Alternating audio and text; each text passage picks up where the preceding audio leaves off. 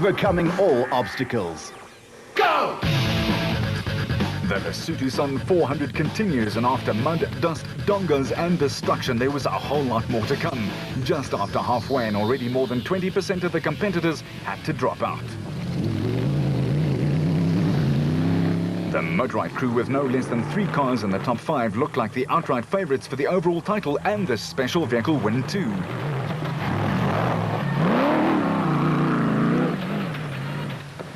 The meat in the motorite sandwich was the Rapsa bat of Nardis Alberts and Colin Hunter, who were both making merry.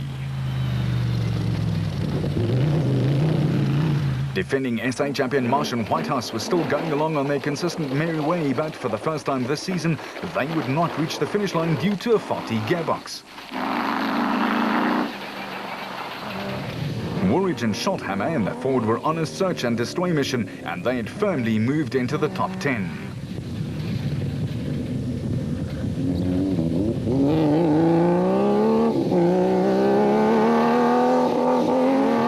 Battershill and Reg Sutton in their Jimco had in their own quiet way worked their car into a top 10 spot after starting in 16th place after the prologue. A fine drive.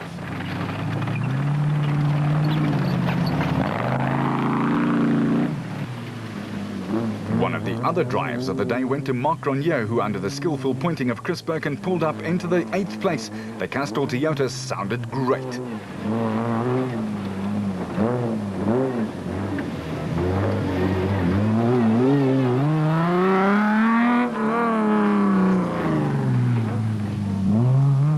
One of the performances of the day came from Hannes Grobler. The irrepressible man from Pretoria was in an ebullient mood as he piloted the proudly South African Nissan Navara past friend and foe on his way to a very fast second lap clocking.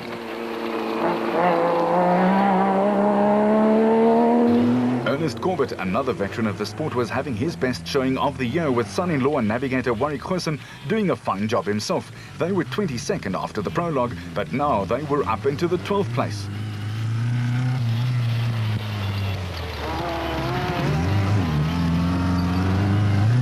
The Weichholz, Cliff and Louis in their Bosel Toyota Hilux were themselves going well and were leading Class D, but only by a scant 4-minute margin.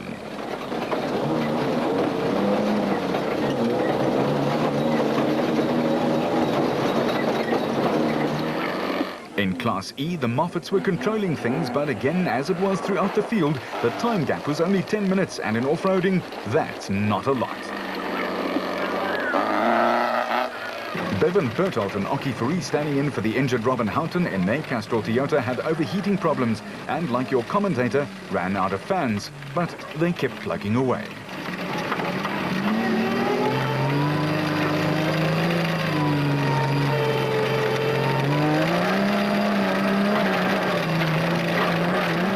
The absolute bat of Glenn Gibson, another single-seater, was leading in the S-Class, but he also only had 12 minutes to spare.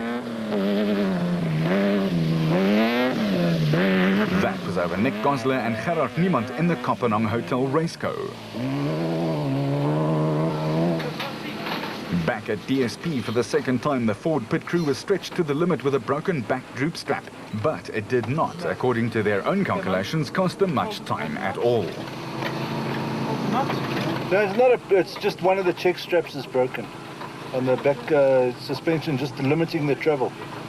So we're just replacing it, but the part that we got there, I don't think is it's maybe a little bit long. It's from the old T-car. On to the third and final lap over just more than 100 kilometers, and with 58 starters having set off, there were still 46 left, but the attrition rate would climb.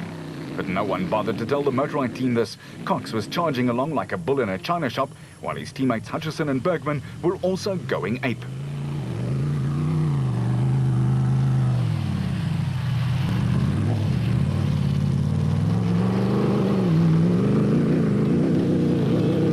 The only man who kept up was Nardis Alberts. The burly Rapsa driver matched them virtually step for step.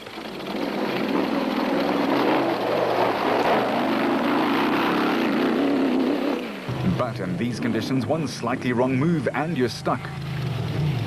This was the motorite bat of Brandon Harkis, who saw his winning chances slide away in the mud.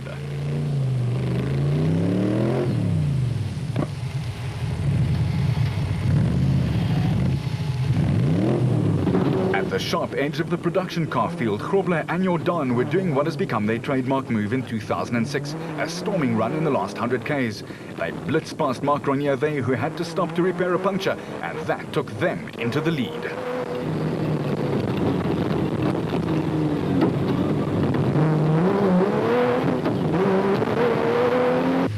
The good-heartedness of Fabio Tafani in the Toyota eventually got Harkus out of trouble, but it cost him enough time to scuttle his winning opportunity.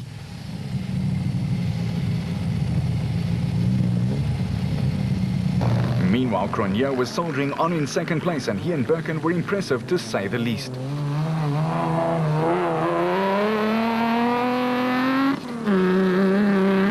The very self-same ridge that caught Harkus nabbed a few others too, and while this was playing out, it gave other competitors a clue as to where not to go.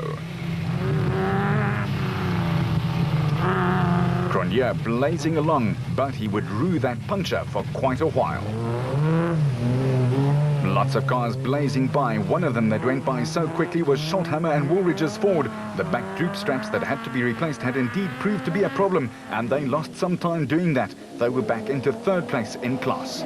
Cronje was first out on the road out of DSP, but that puncture put him in second. Ford was out third after repairing that strap, but they were taking the safe approach. For the absolute bat of Clint Gibson and Mike Brown, there was a big move. They were fifth in Class A. Well, Battershill and Reg Sutton were up into sixth place, and they had also done some giant killing. And in Class B, Corbett and Goosen were truly in a class of their own. They'd overtaken a fistful of cars on their way to a big win and an hour over their nearest rivals.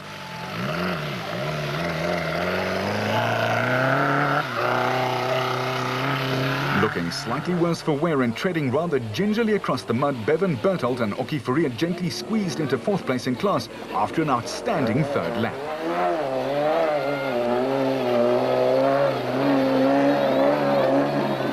But the Harpers, Nick and son Ryan, made the same mistake that a few of their predecessors had made, and guess what? Victim number 120.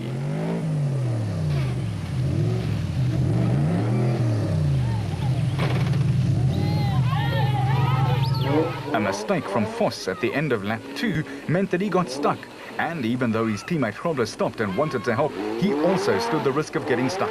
So Voss waved him on from just outside the lead to fifth in one foul swoop. For the Moffats, there was a class win waiting, and they rode a well-judged race to get to the line after 8 hours and 10 minutes in 7th place overall.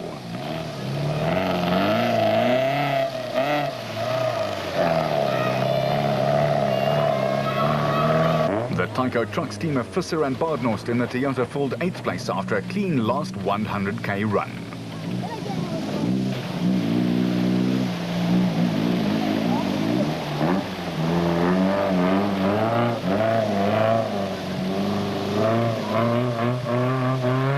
As for Yuri and Andre Duplessis and the BB Auto Nissan, they also had a good last lap and had to settle for 9th place.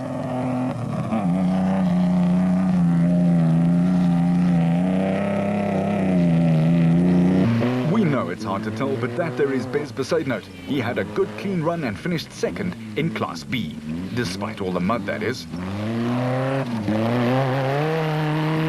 Nick Gosler and Gerard Niemand surprised all and sundry with a very steady drive in the small race go, and they took a well-deserved 13th place and first in Class S.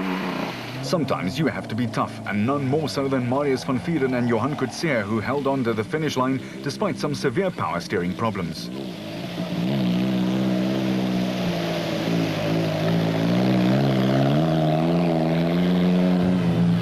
Schilling had his own dramas, with Thomas Rundle in the Bargain Tyre Services Nissan his knight in shining armour.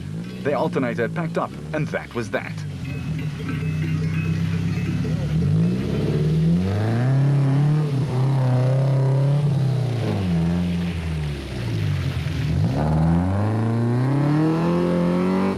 And on to the finish line. Brian Martin and Henny Vosloo took second in Class E, the 11th production car to get to the finish line.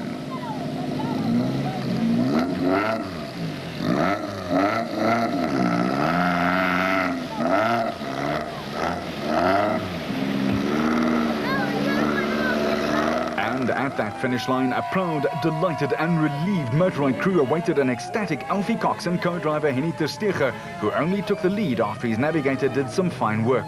But he had less than a minute to spare. In fact, a scant 52 clicks of the clock.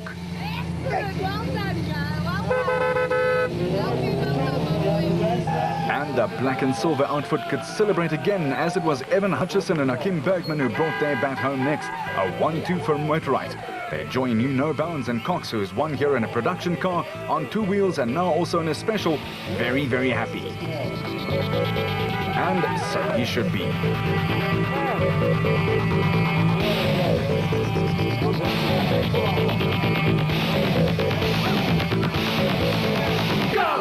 A close finish at the top, but keep in mind only 15 of the original entry of 34 cars made it to the finish line. A real race of attrition, and it meant that almost 50% of the cars out there got to the line.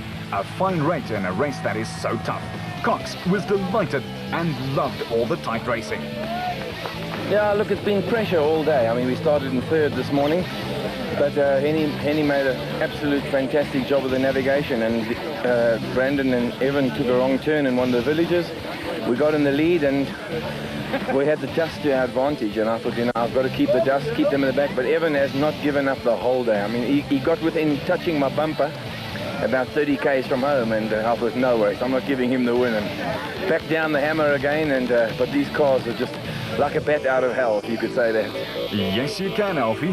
In the production car class, a magnificent come-from-behind win went to Hannes Grobler and Francois Jordan, who only took the lead after Cronje and Birken had suffered that puncture with the line virtually within eyeshot.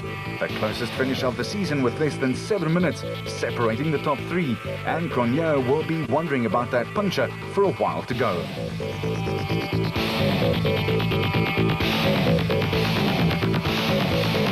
Go!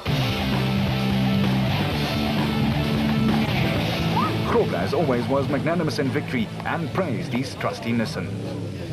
Very good feeling. You know, we thought yesterday we were going a little bit slow maybe, and we started 20th this morning, and we just kept our pace, you know, and we tried to keep the car in one piece, and we got to the end and it paid off. Second place went to Cronje, who was nonetheless happy with his finish, and their change in strategy eventually worked for them. Mark, you finally got a result. Yeah, it's been a long day. Toyota have done a great job on the vehicle. I mean, they've really worked hard for this event. And yeah, we came out with a strategy to try and get it to the end, and it's paid off in our favour, because the bakkie was really strong that last lap, so I could really push a little bit.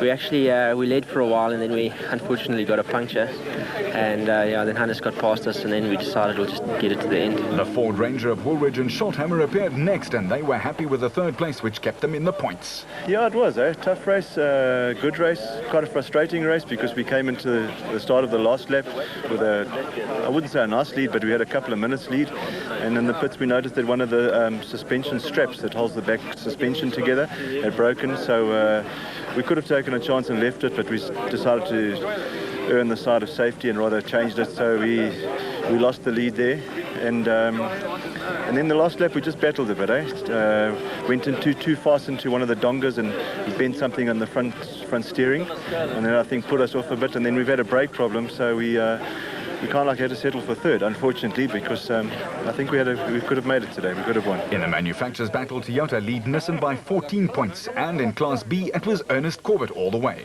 Look, it went well. It went very well. We led from the start, which is always very beneficial. You know when to pass. We had 2 punches, but the car was unbelievable. And, well, I did all right. The Moffats took a popular win in Class E. Very hard. You can see what it looks like. No, it was, enjoyed it. It was magic. Brought it home first, and it's the first for us, so it's a good day at the office. We enjoyed it. The route was marked well. It was rough. It was wet. Just you can see what the vehicles look like, but it was enjoyable. The points, and Grobler stretched his lead to 14 with 2 races to go. The Ford boys will have to win at least one of them to keep the pressure squarely on the Nissan driver. While the special vehicle class sees Cox and ter Steege leading by 19 points. One more top 3 place and Alfie may just call himself the champion again. Until next time you keep it on the road, we'll keep it off-road.